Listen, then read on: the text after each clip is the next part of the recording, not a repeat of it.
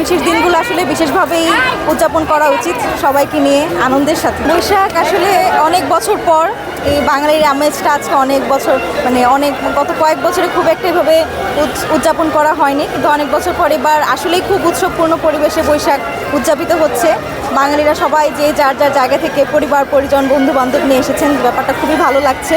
এবং আসলেই যেহেতু বাঙালির একটা উৎসবের দিন পয়লা বৈশাখ, বাংলা নববর্ষ, বছর প্রথম দিন, এই আনন্দ মুখর পরিবেশ দেখতে আসলেই ভালো লাগছে।